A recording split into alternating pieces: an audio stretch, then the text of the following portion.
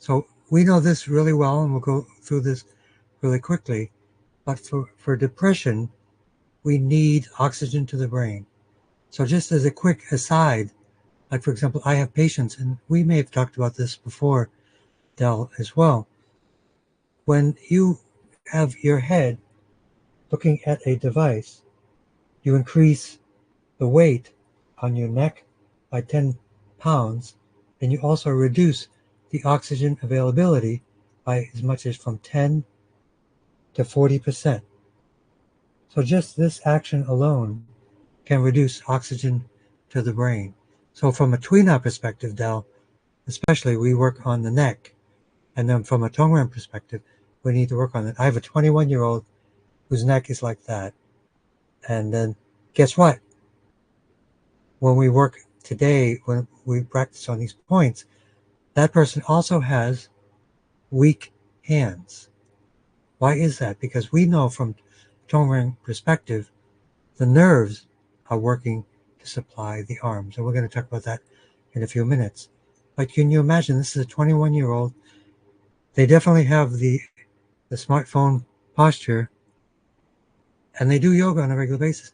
But the hands are also already experiencing weakness and neuropathy. So from a Tong Ren perspective, we want to make sure we have blood flow.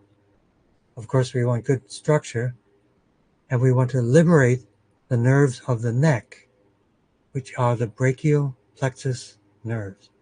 So that would be the main nerves for all of these things that we're talking about today. But for depression, again, lack of blood flow to the brain. So here we have our three-part process. Step one, heart blood flow from the heart to the brain, blood support. And then what goes up here, if you watch my cursor, it's going to come down and it's going to go into the spinal artery for the spine, which is our blockages. But for the sake of depression, we want optimal blood flow. And we want to get everything in the brain firing, period. We want to get the hormones and the nerves firing. So we want to work on our basic points that we talk about a lot. TV 19, 20, 21, 22, which is the center line.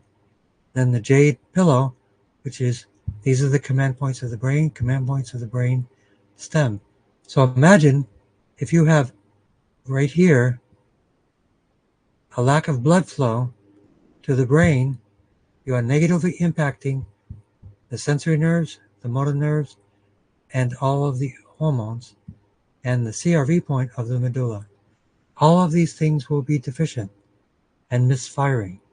So that in addition can also impact depression. So one thing for depression, for what we call kind of one of our happy points, is GB13, because this allows the integration of our mind into our frontal lobe in order to liberate our thinking.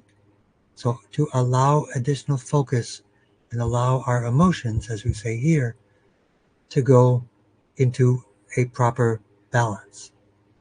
So now for depression. So this is, think of this as a physical layer of liberation.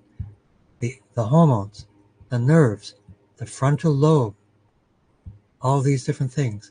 Now what's another layer that we want to integrate in order to reduce depression? Depression is a disconnection from our true selves. So what does that mean? It means our essence, our life, our consciousness, our true selves is disconnected, and it's overwhelmed by our physical realm. If you think of the physical world, the emotional and spiritual world, I have three arms, I could do that. But if ultimately our spiritual world, and one of the main areas to control that is our Yintang area. This is where we connect to, in many ways, the spiritual world. So the Yintang is another area we can work on for Tong Ren, to connect these different parts of the body, because we are a multi-dimensional, multi-level being. So blood flow to the brain, consciousness connecting to our emotions, consciousness connecting to our true selves, our inner wisdom, our inner spiritual world, which connects to, on the grander scale, to the outside spiritual world. So that's why blood flow to the brain, especially for depression, is incredibly important. So it's just as a quick reminder, this is an additional area. This is the occiput. So we have three main blood supplies to the brain. So the carotid artery, the vertebral artery, and then we also have the occipital artery right here, which gives blood flow to all of these centers. If these are malfunctioning, again, depression, which can often be determined through deficiency of breathing, of heartbeats, circulation, motor function, of course, balance and tendons.